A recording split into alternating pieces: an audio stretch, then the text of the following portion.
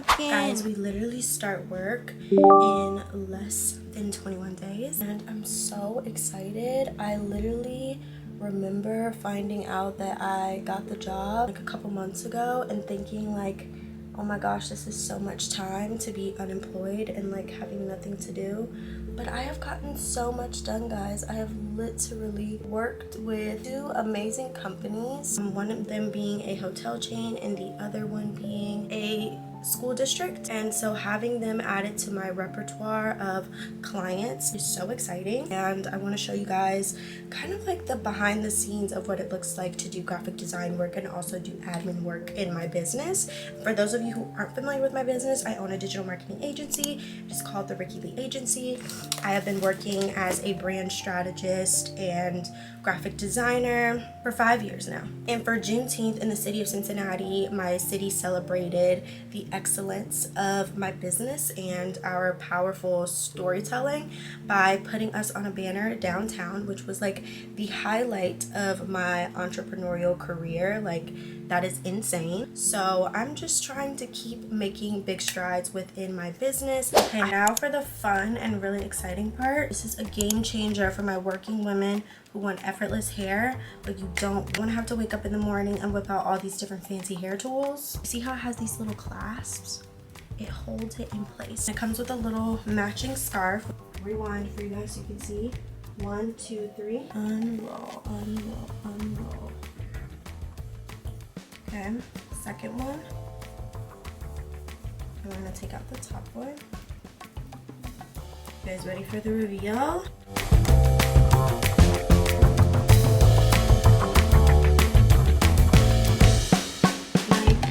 Insane. And I did not blow dry, I did not curl, I did not do any of that last night. The only thing that I did, you take a little like hairbrush straightener like this and I go over the roots of my leave out, and that is literally all that I do. And then I just put in the 3 rollers down the middle of my head. At this point, if you want these curls to stay as tight and bouncy as this, I would highly recommend spraying on like a dry conditioner and then a little bit of hairspray, but I don't have any hairspray. So we're just gonna leave it like this. I personally love when they fall throughout the day because I like more of a blowout, like effortless 90s look. They fall throughout the day, they fall effortlessly, and they're just chef's kiss.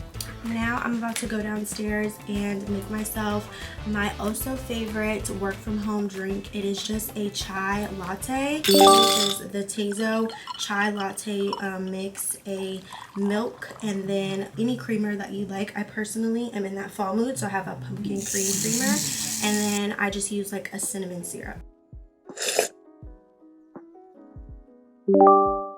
Okay, so I have a supplement routine that my mom has me on and I've really been enjoying it. So I just take a multivitamin. I also take a vitamin D3 and B12. This is great for energy, mood, heart, and bone support.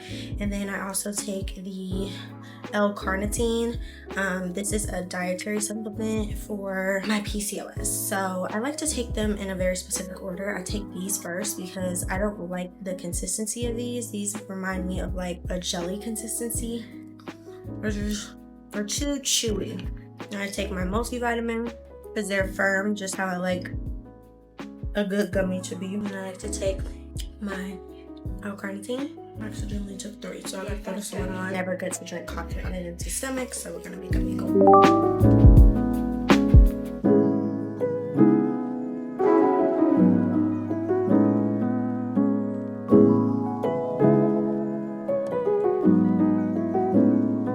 Do y'all like a lot of cream cheese or a little? I like a lot, but we're gonna be very mindful and more demure today and just do just enough. And normally my bagels are not this crispy, but I had to run upstairs and get my mom her antibiotics, so it's a little more crisp than I would like. We got our breakfast and our chai. Chow down on this, and then we're gonna get to work. Table Incorporated. After hours.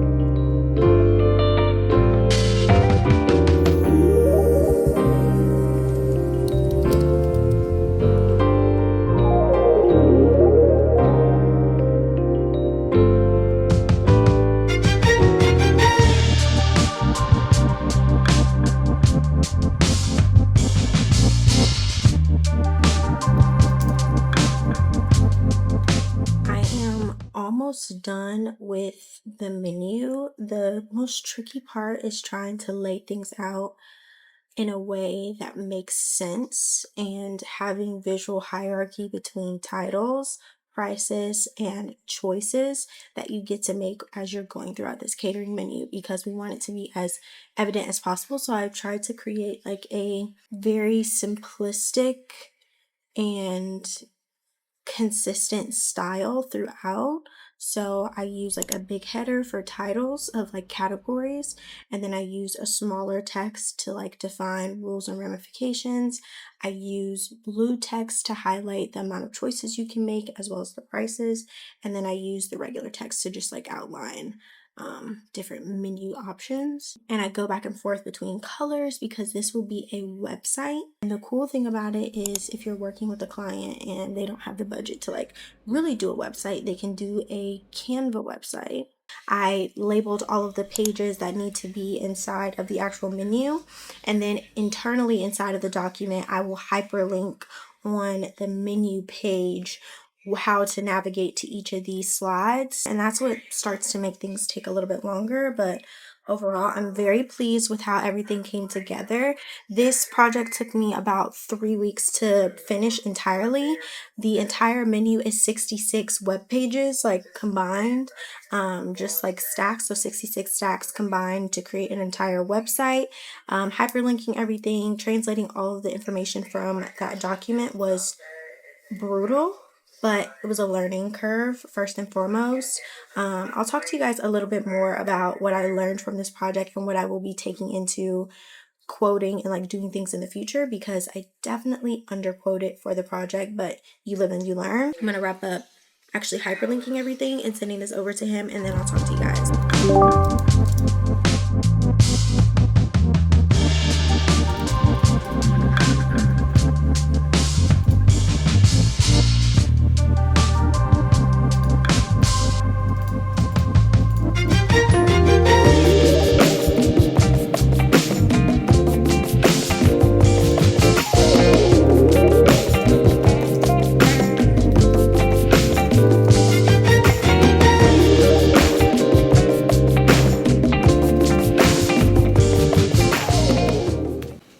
So I'm done. I want to dive into some of the learnings from this specific work project that I've been working on, and I also want to talk to you guys a little bit more about this book that I've been reading called The Notorious Gig. It is a creative guide to getting good as a freelancer, and the work that I'm doing, that I just was doing, was freelance work. It's just like a one-off contracted job that I completed for a hotel, but I want to be able to render services consistently to clients. So this book has been helping me out with that, and I'm going to tell you guys a little bit of the stuff that I've been learning. One thing about being an entrepreneur is you get to choose the work that you do. Now, if you are in a place of like alignment, of true alignment, you don't just take on projects because you need money. And this book has been teaching me a lot about that, because I used to be in a state really early on in my business where I would just take on clients because I thought I needed to be able to say that I could do this or that I could do that. But I'm really learning that it's most important to be in alignment and to remain in your zone of genius. And yes, it's great to get a little bit of experience in a bunch of different things just so you can weed out and know what you do and don't like to do. But I really do think it is a waste of time, resources, and energy to work on projects that do not bring you your dream work, right? They're not like portfolio pieces that you can then show to your dream contract work, say like, I have experience in doing this. So I've been having to find the perfect balance. And even when I have worked on projects that were really big, the biggest lesson I learned this summer is that you cannot rely on any money from anywhere, okay? Because all sorts of things can happen. Projects can get delayed. There can be setbacks in like the whole billing process. You never know. So you always want to make sure that you have money set aside that can allow you to survive essentially when you're waiting on your next check.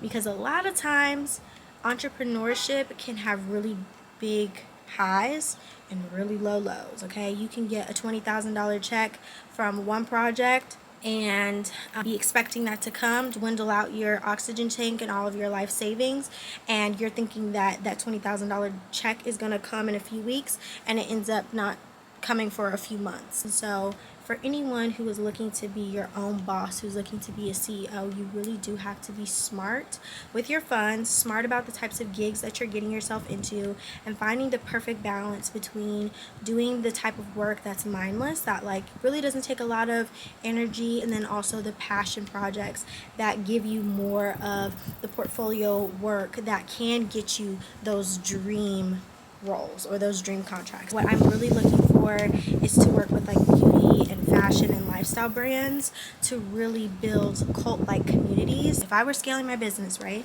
and I were building a whole multi-million-dollar agency, this is what I would do. Anytime someone inquires, there would be a consultation fee just to offset the cost of me allotting that time to speak with them, and then also give them any creative ideation that I have in the moment, because I can never just sit on a call and not give ideas. That's just what I do. So it's kind of like a consultation, right? And then it also gives me billable funds to be able to allot like an hour or in half an hour to the project to gauge for myself how long will it take me. Because let me tell you, he didn't even send me the menu. He told me what the hotel's budget was, and I was like, okay, that's a bit low, but if it's like a 4 or 5 page standard menu, then that's fine. It's not going to take me longer than like 10 hours. So I can stretch that out over the course of a couple weeks, because I had other client work that I was working on that was much more urgent, and I was going to stretch it out over those 2 weeks and get it done. Just do like 2 hours a day. That was what I originally quoted. Then he sent over the menu, and I was like, wait a minute. It was like 22 pages on one document, and I didn't see the other document. That's where I went wrong. So there was 2 documents, and both of them were like 22 pages. So I had to translate all of that text over to the new menu, because it was a whole new thing. They wanted it on a website, so it wasn't like I was just jizzing up like a PDF Word doc. I was actually designing it. So that took a long time, translating the information in the first place, and then in addition to that, giving it a flow that made sense and that was nice for the user experience of both the hotel employees who are teaching people about their catering menu, and also for people who want to, you know, purchase from them. Like, you'll be able to see everything relatively clearly. So I was really trying to keep that in mind throughout the entirety of the project, just making sure that it was appealing to the eye, everything was clear, and it wasn't like things were changing drastically from page to page. And I overly underestimated how long that was going to take me, and so I took a huge cut because I wasn't able to allot as much time to other projects that could have made me more money. And so that is the biggest lesson that I've learned thus far, is that you never ever quote, you never ever just take the budget that they give you, and you never ever guesstimate how much time it's going to take you, especially if you've never done anything comparable. So I would just do an hour of the work, see how it flows, see how long it takes me, and then come back with a quote and say, okay, this is looking like it's going to take me X amount of time, and after that X amount of time, here's what I'm going to charge you hourly in addition to that, if it does in fact take me longer. And I am not the type of person who's gonna twiddle my thumbs and take a long time just to build more money, because I don't want to spend more hours doing it. I want to get it done in how long I think I'm going to get it done. So just so I'm covered and they're covered, and no one is kind of feeling like they got burned, because there's nothing worse than working on a project and you're spending so much more time on it, and so at that point you're not even breaking even, because I mean, in addition to you doing the work now and finishing it and it taking a long time, it also takes a long time to get paid. So what I've been loving the most about diving into this book is how he defines the different types of freelancers, and I see myself in quite a few of these archetypes, but I'll just go through a few of them. One of them being the specialist, and your motto is, I ain't new to this, I'm true to this. The slasher is someone who does a little bit of everything. That is definitely me. And the fixer, I've seen this before, and I can come into your team and figure out how we can fix this. And then there's the check chaser. I just want the bread. And I have a whole podcast episode on my podcast, Grow Radio. If you guys aren't already subscribed to it, you can listen to it on Spotify or Apple Podcasts or wherever you like to listen to podcasts. But I talk about in one of my very first few episodes back in like 2021, I was talking about how we should be chasing purpose rather than paper. And I recently, like in this past week, y'all, I had a opportunity to go into a role that I felt like was in true alignment with what I wanted to do in my career. It was double the amount that I was offered for my original job that you guys know I'm going into in 21 days. And I don't know what it is, but I feel like God is trying to teach me contentment and to trust in his plans, because I got distracted. I got distracted by the title, I got distracted by the salary, and I got distracted by this idea of being able to step in such big shoes. I had just gotten distracted by the prospects of being a brand manager, that I felt like the small shoes that I was going to be filling in a little less than 3 weeks was not enough. And often we do this to ourselves.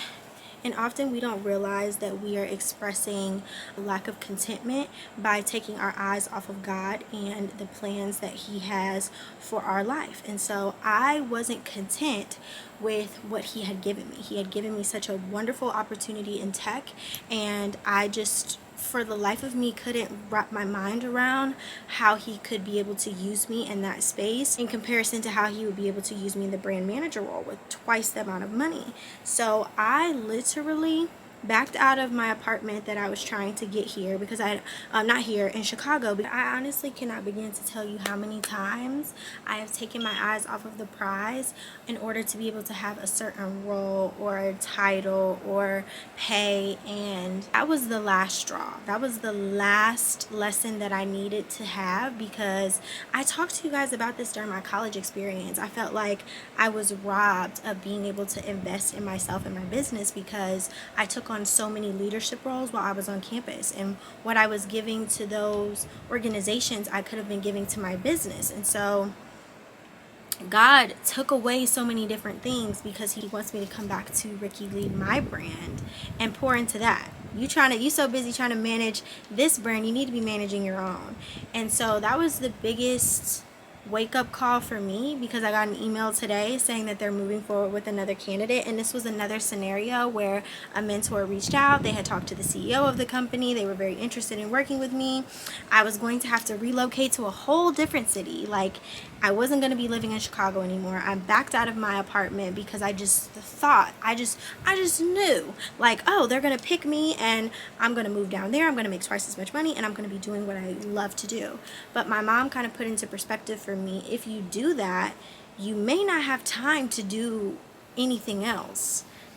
It's not going to just be a 9 to 5. It's going to be an all the time, and you're never going to be off. And I just keep forgetting that, like, God is in the details, and he knows my heart's desires. He knows my capabilities. He knows what I'm supposed to be doing, and he knows something about that that's just not for me.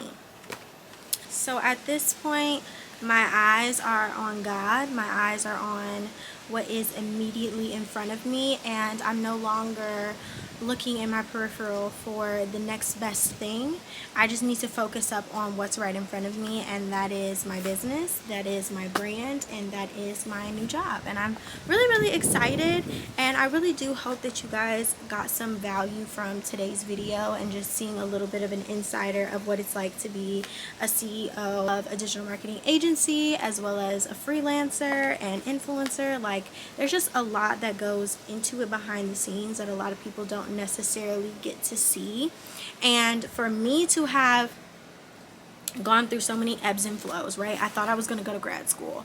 Then I thought I was going to go to Chicago, and I was looking at apartments and everything, and I just went through hell and high water to get this apartment. And then I hear about this opportunity and I jump at it at the first glance, and it's just like, I feel like I'm all over the place.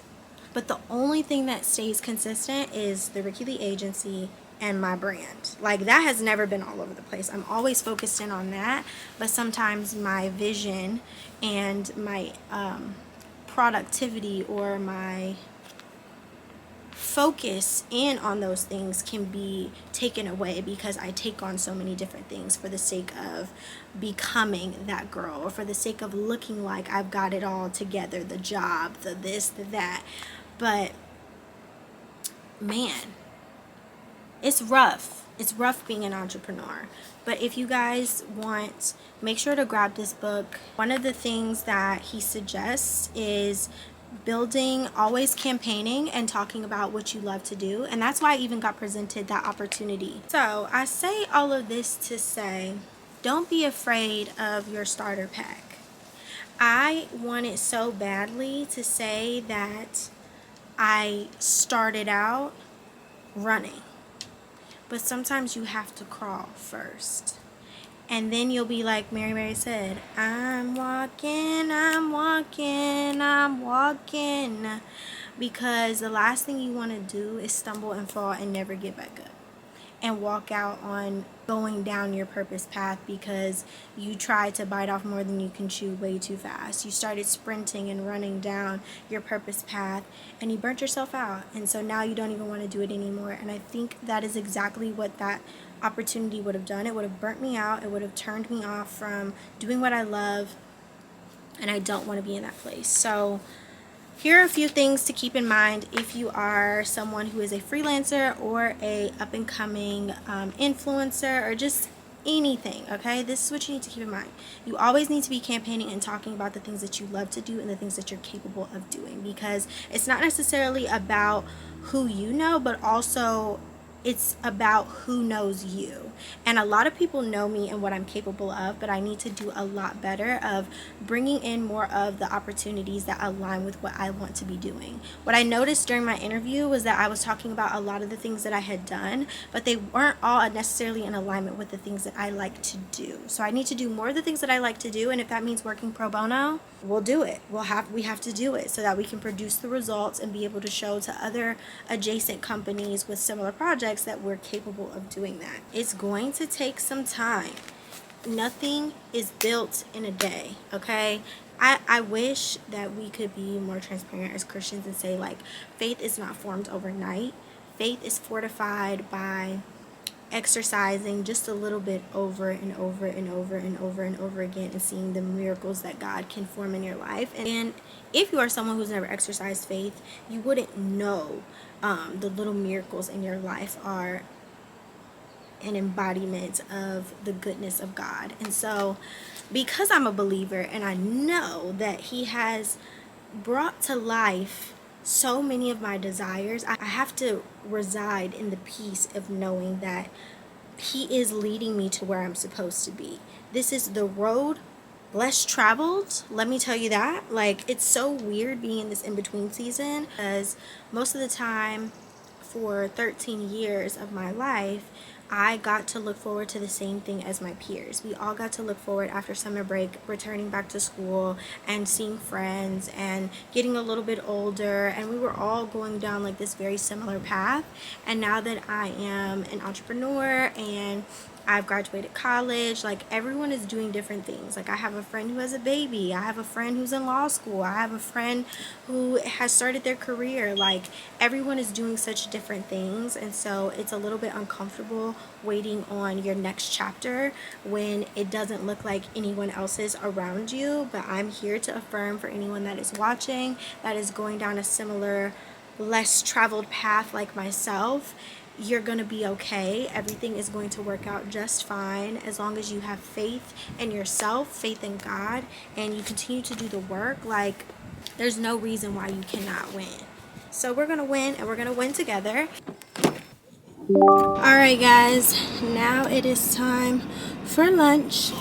So we're about to head to Lee's, but over in the Lee's area is this super cute coffee shop. So I think I'm going to stop by there to do some planning for quarter 3, because life is about to get crazy. I want to create an editorial calendar for all of my social accounts, kind of get serious and give myself an idea of all the different types of videos that I want to create for both my channel, my Instagram, and my TikTok. Instagram is one of those places where I don't put as much effort into it these days because I've honestly just been in the house and I have not been taking pictures or anything like that.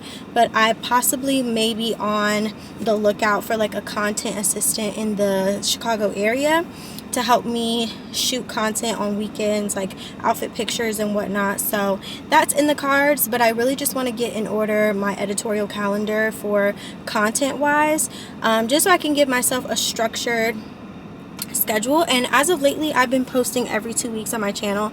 Let me know if you guys like that. It's been working for me personally with the schedule that I've been having and all the work projects that I've had to work on, which take up a lot more of my daytime. And I'm really trying to get strict about being clocked out and done with real work after 5 and not really working too much on the weekends and stuff like that. So for me, and crafting a good work-life balance, that's just what works for me. But obviously everyone is different, but I'm just trying to create that balance. And because I know I'll be working 40 hours a week in addition to doing content creation and my occasional contractual work on the side, I have to get serious and kind of give myself an idea of what I'm going to be doing. My legs have literally been hurting because I did leg day and I also skipped rope last week, like last Wednesday or so, and I have not recovered since. So once we get to our destination, we'll start planning for quarter 4. So I just made it to Birdie's. We are now going to plan for quarter 4, and so many of you have been asking me, like, how do you stay balanced and like stay in control of everything? I do a lot of digital planning. That's actually what helps me to stay on track with everything. If you guys are interested in my particular digital planner, then make sure to click the link in the description box. But the very first thing that I like to do is set my intentions for the month. And in that month, relaunch That Girl Radio. Well, am I going to launch it in October, or am I going to shoot in October? Let's just shoot That Girl Radio season 5 in October. Sign a lease. And next month I also want to relaunch That Life Planning. So next month I'm going to start creating digital products that are tailored towards women in their careers, because that's the space that I'm in now. And then I'm going to go ahead and start dating all of the days in the month, because this is an undated calendar, because I really wanted a digital solution that you guys can use all the time. 10, 11, 12, 13, 14, 15, 16, 31. Cool. Thanksgiving is on this day. I'm gonna come back that Sunday so I can be ready for work on Monday. Sounds good. So I've pretty much mapped out all of November and October, and I've set my 3 big goals for each month. My 3 big goals for October are to shoot That Girl Radio season 5. I want to move into my new apartment, and I want to relaunch That Life Planning. And then in the month of November, I want to launch season 5 of That Girl Radio, which means everything will have been edited and pretty much everything is ready to be rolled out by November 3rd. So every single week we'll have a new episode on Sundays, and then on Thursdays will be Diary of That Girl Thursdays, where I will upload Diary of That Girls twice a month, and then the other weeks of the month I can fill them in with content like Plan With Me videos or fashion videos, beauty videos. We'll fill them in as needed and as I have time. But at least what's baked in for now is the Diary of That Girl videos, typically around the 2nd and 4th week of every month, which is going to work for me. I love that editorial calendar. And then I also want to have paid off 50% of my debt by then, so that's what I intend to do for the month of November.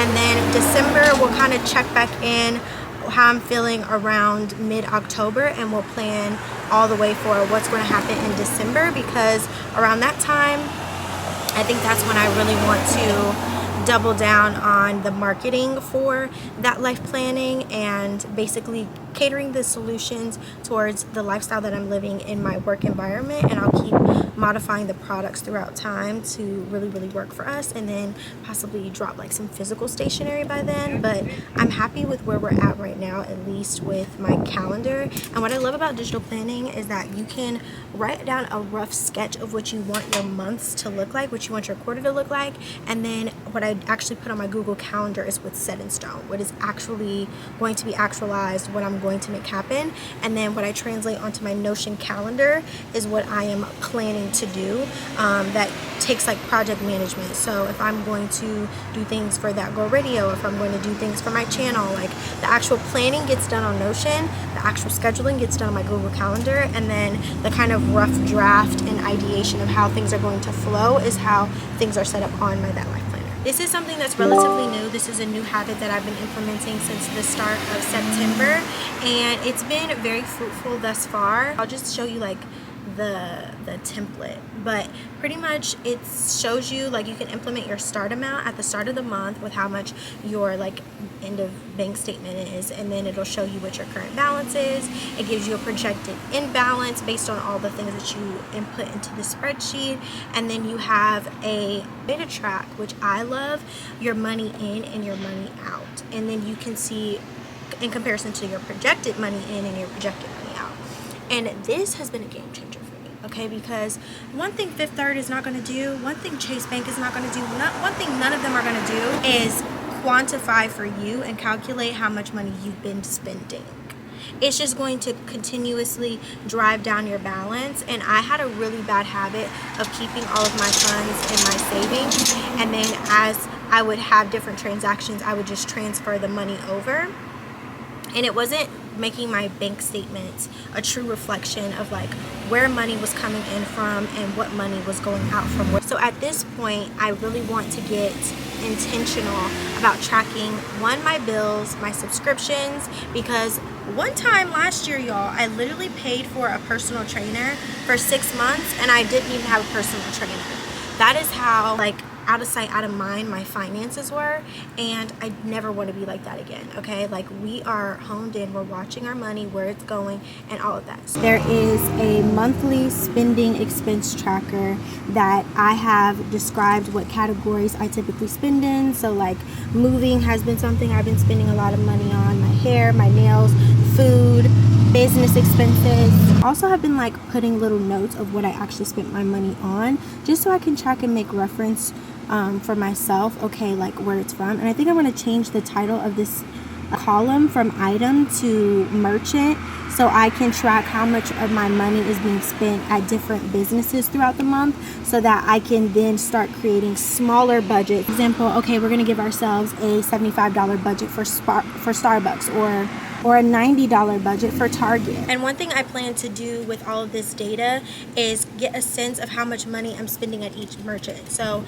on average, how much am I spending every month at Starbucks or Target or whatever else. And so this is just a great way to get very microscopic on your finances, because I feel like just creating budget categories, big categories, is not specific enough for me. Like, I need to see within the budget another budget for different merchants.